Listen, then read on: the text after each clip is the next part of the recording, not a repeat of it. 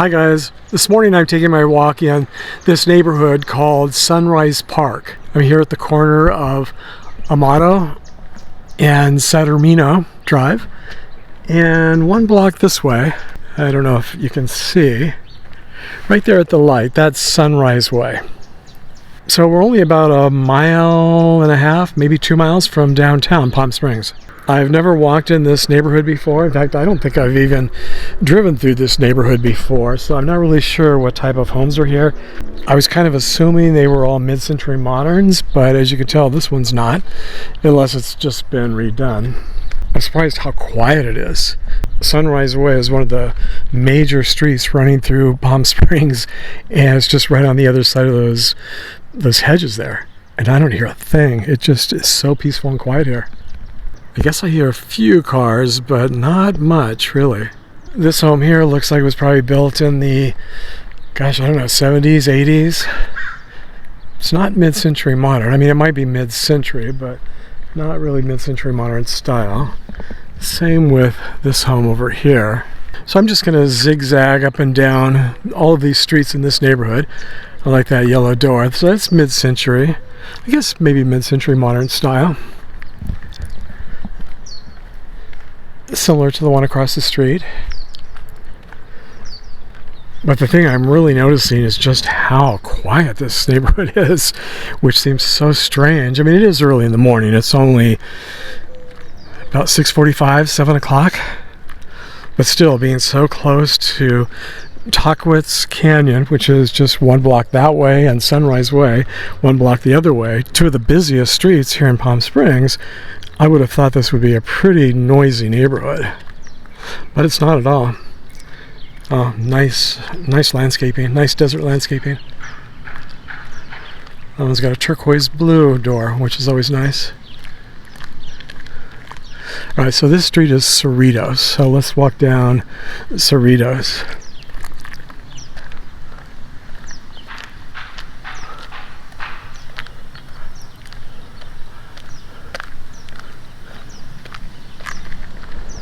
Look, here's a road runner sitting on the fence. I don't know if you can see it.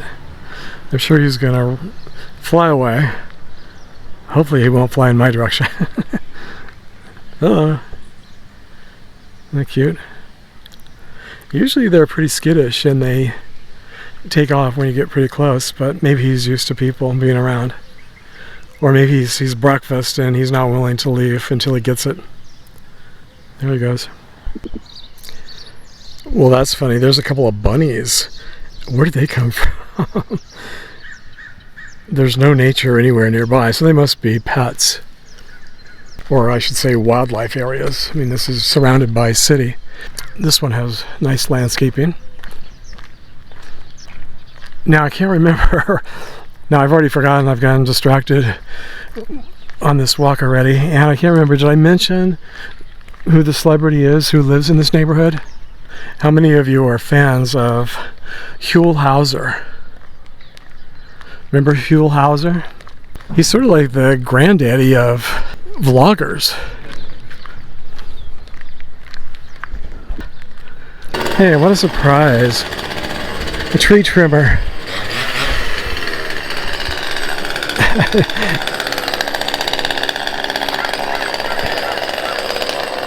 Like I say, I've never taken a walk without a weed whacker, a tree trimmer, a lawnmower, or a leaf blower.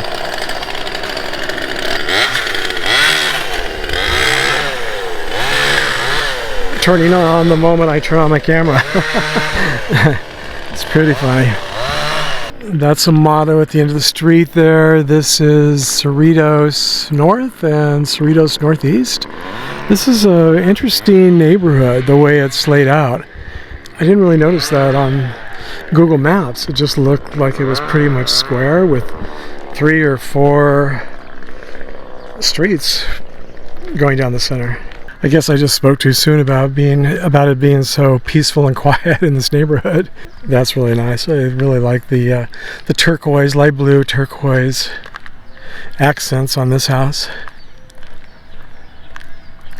So Huell Howser owned quite a few homes.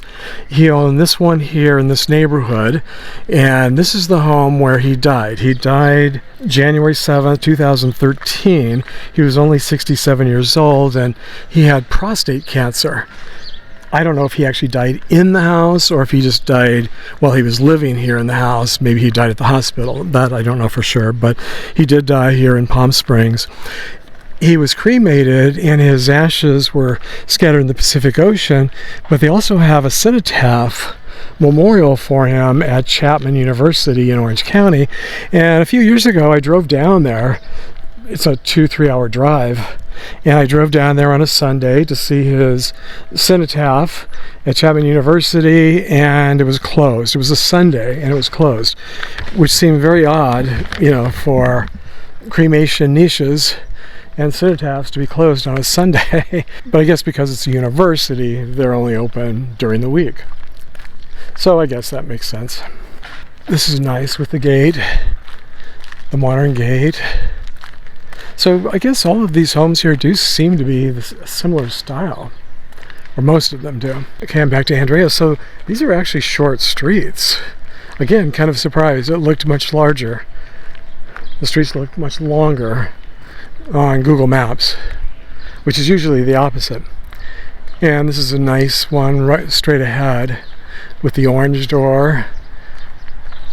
And I like those round breezeway bricks. That's nice. So Huell Howser is probably best remembered for being the host of the show California's Gold, and also Visiting with Huell Howser. I believe both of those were on PBS.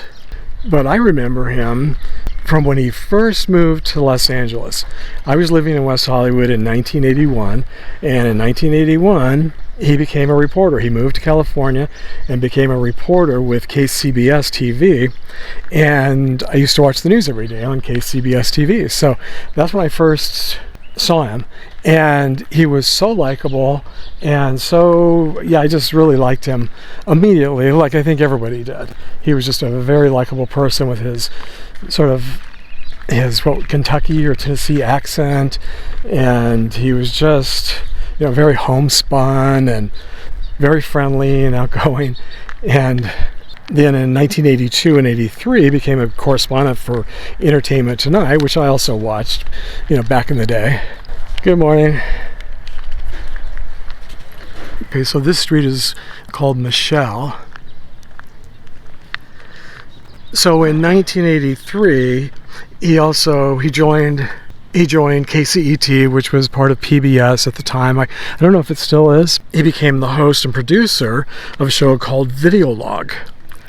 Now, Videolog, today we call them vlogs on YouTube. Well, YouTube was still decades away from being invented, and same with iPhones. iPhones and YouTube hadn't been invented yet, but Huell kind of, boy, isn't this beautiful? I like the simplicity of this. I really like the fireplace. I do like the original stone. It's kind of sad that they changed it, that they painted it white, but it actually looks pretty good in white too. So this is definitely more of the mid-century modern style with the slanted roofs that have become so famous down here.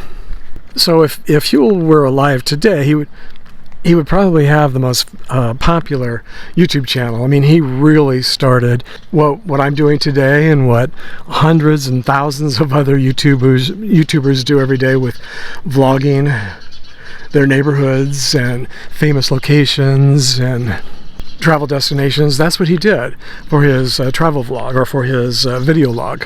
And that's what he became famous for. I mean, he did it so well. And I remember in an episode a couple years ago, Adam LeWoo was paying tribute to Huell Howser.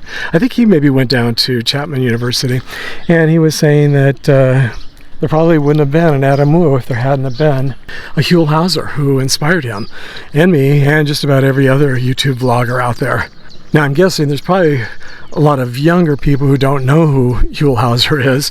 They're vlogging and they're being inspired by Scott on Tape and Adam LeWoo and Jordan the Lion, who are all very, very good, who are really excellent at vlogging and really keeping Huell Howser's memory alive. This is really nice, isn't it? Yeah, this is beautiful.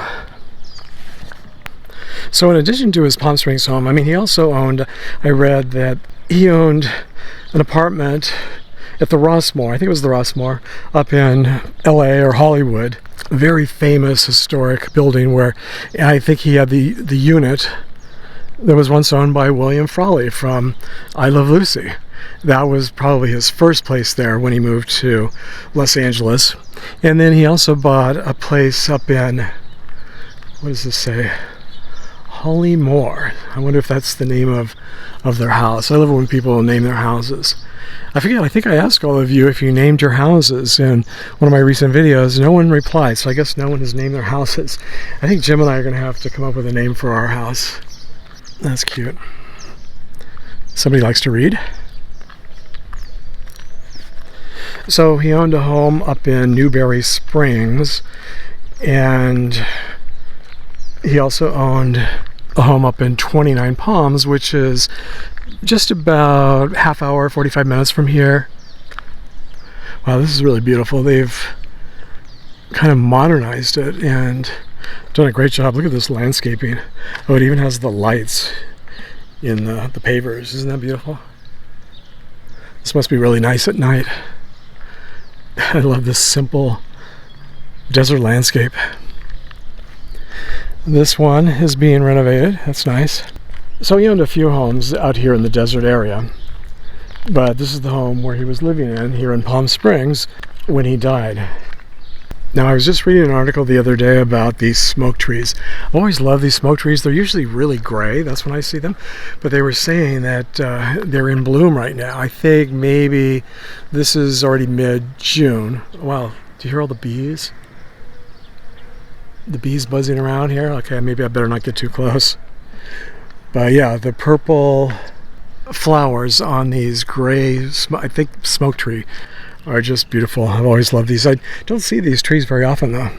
So Huell's house in this neighborhood is just, I think, 1 or 2 blocks over to the left on Monterey, and it's just 1 block, let's see, west of Ferell, and Ferell is a very, very busy street. So I think we're getting pretty close. So hang in there and we'll get there. Huell Howser also has a star here in Palm Springs on the Palm Springs Walk of the Stars. It's right in front of the historic Plaza, which was one of the first outdoor malls in California. Oh, I like how they've painted the entire house the turquoise, light turquoise color. That's nice. And this one's got a big hedge. This one's really pretty, another desert landscape. Yeah, done a really nice job. Now, I don't know if any other celebrities live in this neighborhood or have lived in this neighborhood, but if I see any plaques, I'll definitely show you. All right, so this street's called Debbie Drive. Okay. Oh, well, let me walk up to see this pink house. You know, I'm always talking about pink houses, how they were so popular back in the 50s and 60s, and it's always nice to see a few pink houses have survived. Now, this one was probably mid-century modern, and it looks like they just sort of remodeled it over the years. Now it just sort of looks like a hybrid, almost like a Spanish style, but it's nice that they at least have kept the pink color.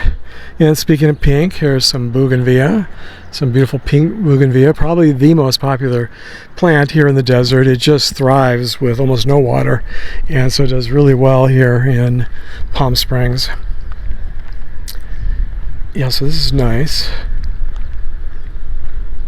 These were now, Huell's house was built in 1958. I looked it up, and it was built in 1958. So I'm guessing most of these homes in this neighborhood were probably built around the same year. 58, 59, maybe 60. Here's another one, and this one's got an orange door. If you watch my video that I did about the 4 Liberace homes, one of them was just right off of Andreas Road here in Sunrise, was it Sunrise Park? I can't remember. It's on the other side of Ferell, which is, I guess, just a couple streets that way.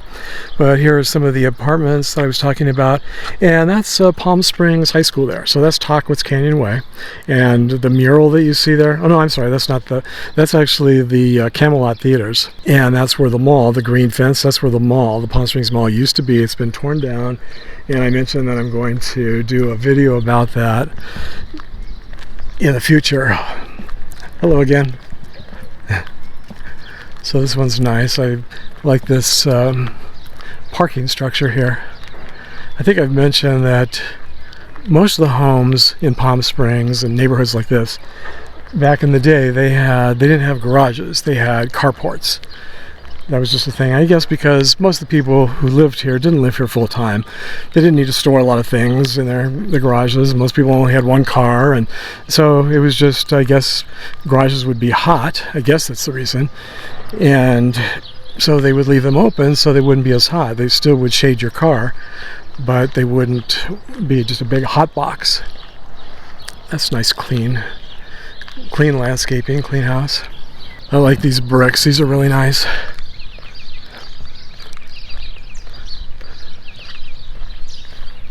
This one's really nice. It looks like they've updated it quite a bit, and I'm sure that garage is new.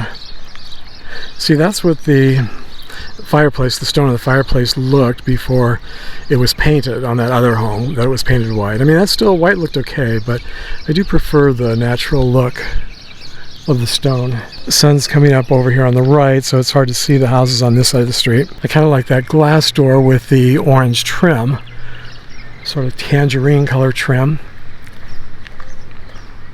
I guess this one's for sale if you are looking for a home in Palm Springs. So price-wise, I didn't look to see what the prices are here, but I'm sure these are in the neighborhood of $1 million. I think when Huell's house was sold after he died, I think at the time it was $600,000-700,000, and that was, I think, around 11 years ago. So yeah, I'm sure these must all be over $1 million. Not positive, but you could check online on Zillow or one of the other real estate websites if you're interested. Oh, so Sunrise Way, or no, Sunset Way. Okay, I was thinking, well, that does make sense because Sunrise is the major street up there I was mentioning earlier. This Sunset Way, Sunrise, Sunset. It reminds me, the very first movie I ever saw at the Camelot Theater that I just pointed out a minute ago. Right there where you see the mural at the end of the street, that theater, I saw Fiddler on the Roof, and I can't remember what year it came out, but it was, you know, when it was new. And remember the song Sunrise, Sunset? See how distracted I get with, you know, and they trim all the palm trees here, which I think they look better untrimmed. I'm not sure why they trim them. I guess to give the gardeners an income. I don't know. This is really nice. That's a really nice circular driveway. Okay, so I've reached the corner of Amato and Sunset Way. All right, so we're getting close. Maybe one or two more streets. More beautiful bougainvillea. And I just noticed at the end of the street here of Amato, the end of Monterey Road, is the airport tower. So that's how close we are to the airport. But the planes go that direction, so they're not going overhead. I think you can just barely hear them off in the distance. Alright, so I'm not going to go on this side of Amato. I'll save that for another walk, because that's another entire neighborhood. It might have the same name, but I'm just going to stick with this side of the neighborhood today, I think. I guess we'll see. Alright, so that one they've completely redone. Turned it into more like a Spanish style home. That happens sometimes when people don't like the mid-century modern style, I guess. Alright, so that's a very beautiful mid-century modern home. And those are nice palm trees that haven't been trimmed down to sticks.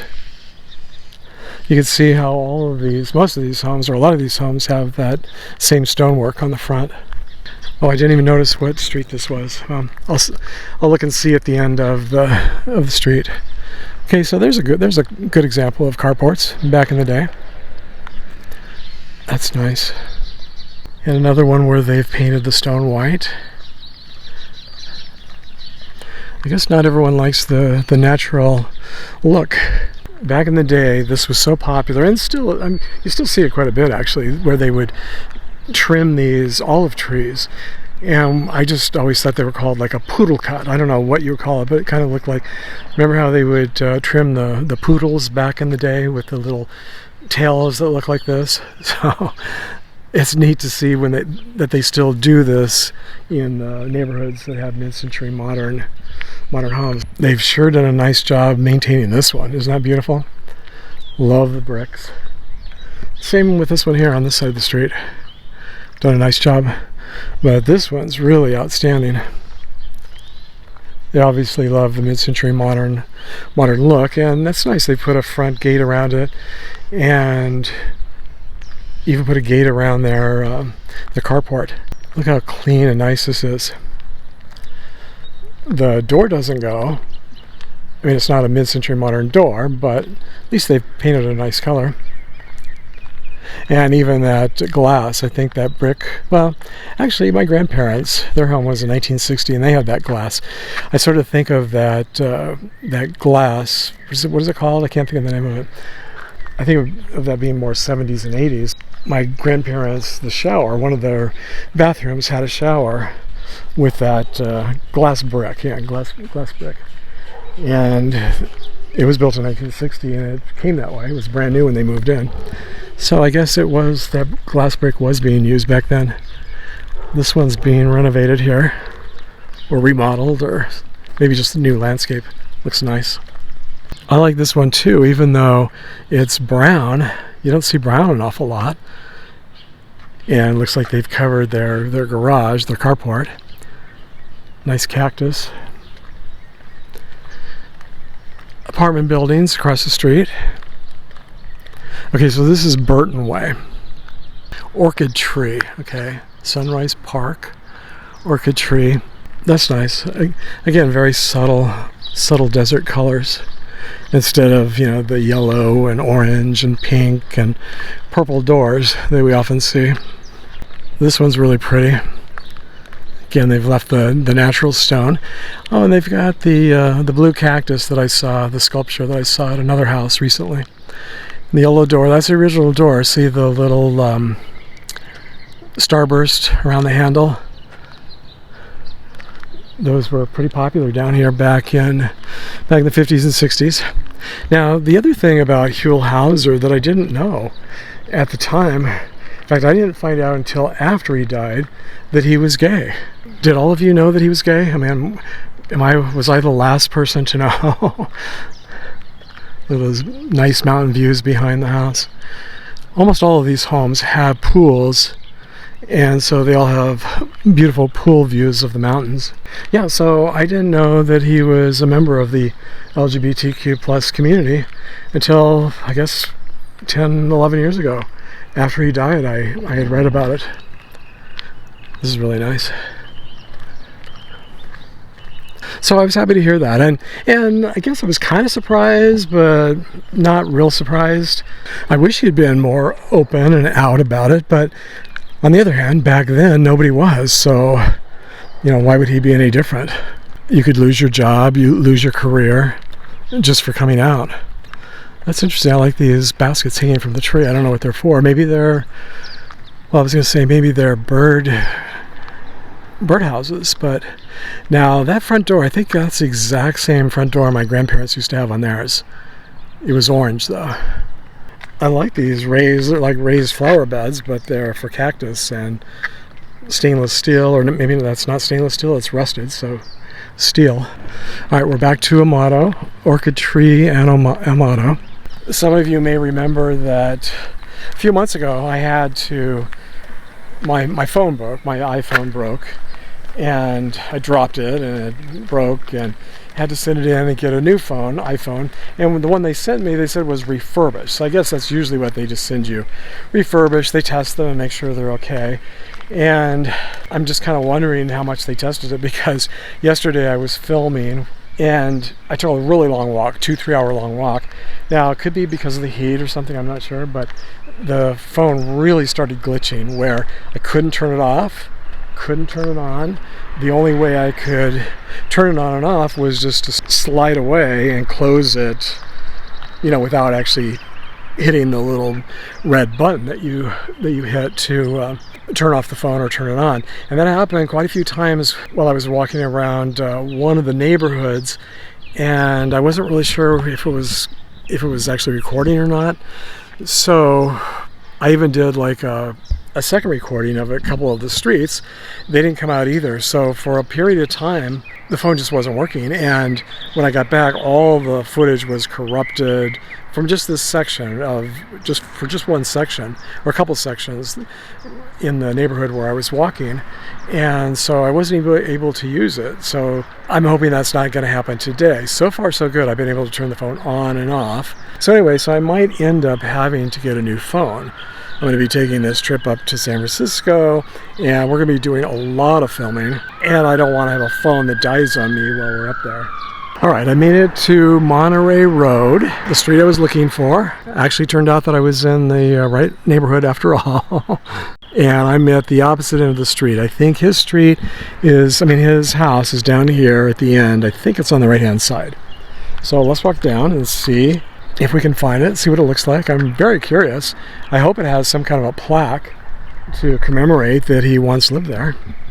And these do seem more like a tract development rather than plots of land where you could just build your own house, which I've mentioned on a lot of my walks. A lot of the neighborhoods, the homes are all spec homes or custom homes that were built by the individuals. But in this neighborhoods like this, these are planned neighborhoods where I think most of the homes were built by a developer, and they were all built at the same time. This is nice.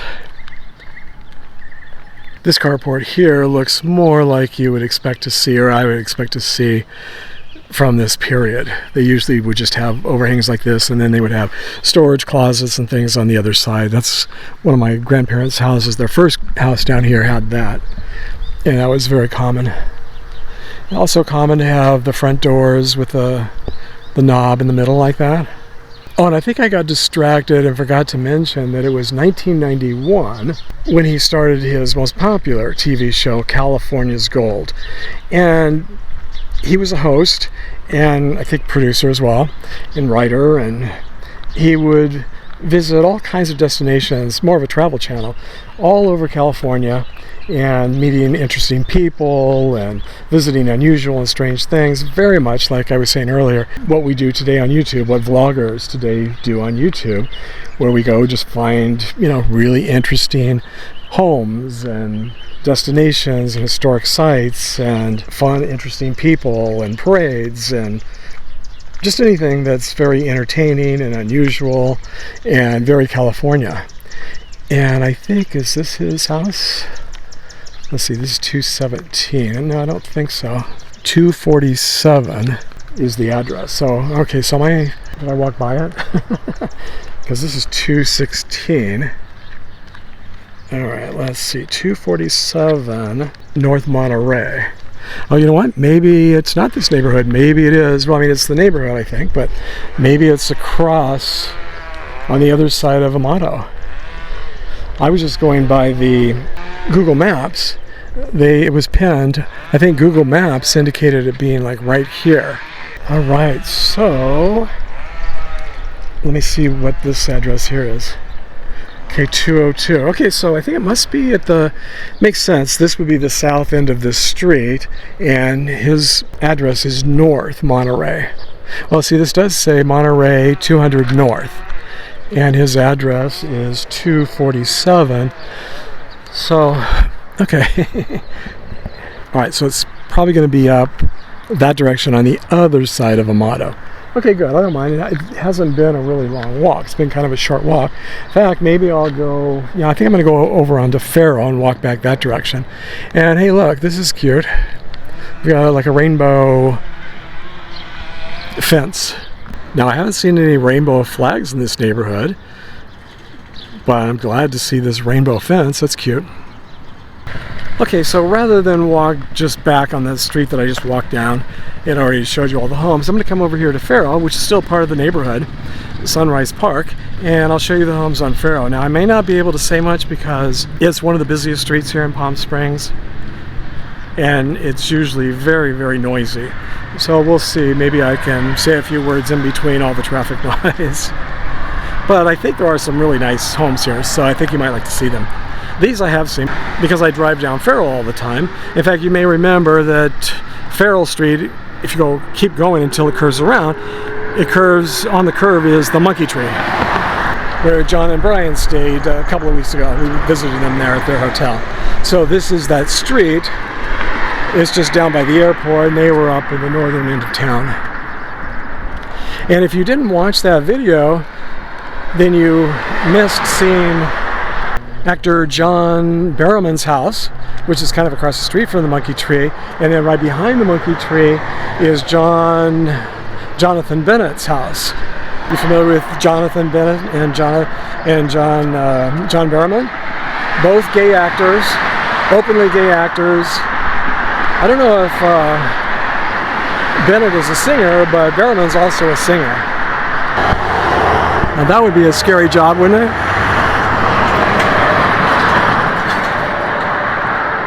Is he going up or down?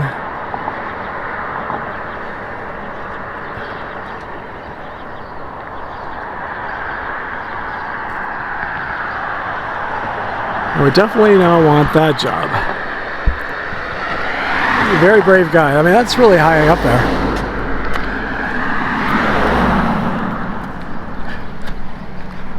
Oh, he's swinging to another tree. Wow. That is so interesting to see. I haven't seen that before. Oh, and this guy's very strong.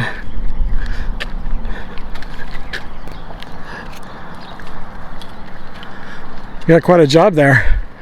Get a workout, don't you?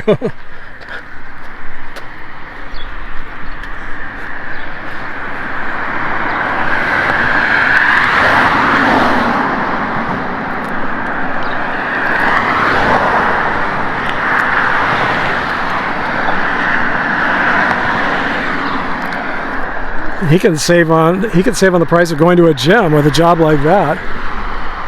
You gotta have a lot of trust in someone too to hold you up there, and knowing that they're not going to let you fall. That was interesting. Okay, now this one has turquoise and orange. That's interesting. And these are homes, mid-century modern homes on both sides of the street. Really nice homes. Just a very noisy street, but not everybody minds that. I always thought this white gravel was so interesting and unique. I mean, it looks like snow here in the desert.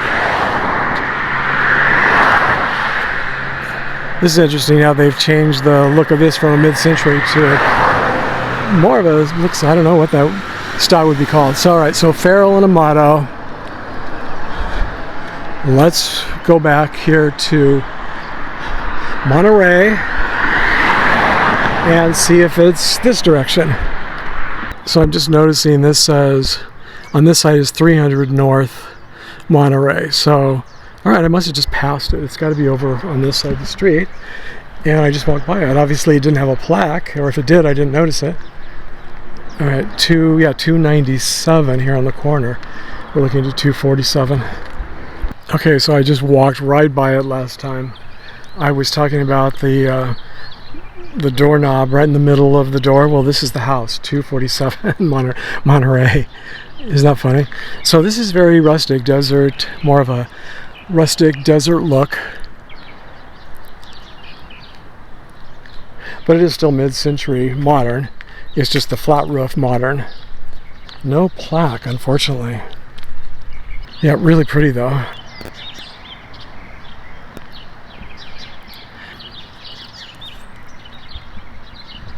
I mean, personally, I'd rather have a pink door or an orange door or something, or a turquoise door, but other than that, I like it. I'm not going to walk back and look at the backyard or anything. Obviously, somebody lives here, so I'm not going to infringe on their privacy.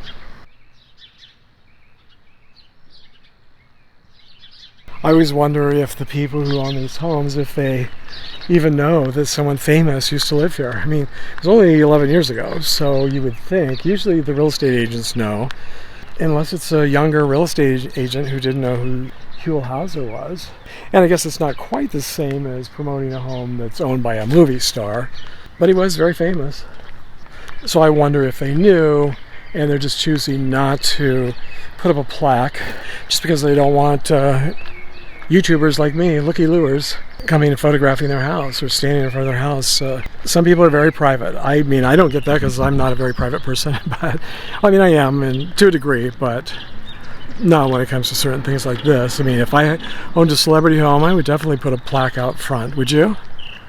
Would you want strangers coming up to your house, taking selfies in front of your plaque every day? I mean, I wouldn't mind. I think it'd be fun. I guess, we all have different personalities, right? I can't believe it, a sidewalk. These are so rare here in Mountain Springs in residential neighborhoods. It's kind of nice, and gosh, it looks like it goes all the way up to Sunrise. At least on this side of the street, not on the other side of the street, but, one side's better than nothing, right? This is definitely one of my shorter walks. I just checked my pedometer, and it says that I walked a little under 2 miles. I'm not back to the car yet. Probably by the time I get back to the car, it'll probably be 2 miles or very close to 2 miles. And I just checked the time, and it's a little after 8 o'clock. I started walking, I think maybe 6:45, so I've only been walking for an hour and 15 minutes or so, I think. I like this home here with the green door. Can't remember if I walked down this street or not. I don't think I walked down Amato. So I'm just walking back to the car now. This one with the blue door, sort of bluish gray door. That's nice. Yeah, so speaking of homes on busy streets, Amato's not a really busy street, but it's fairly busy. How do you guys feel about homes on busy streets? Does that bother you at all?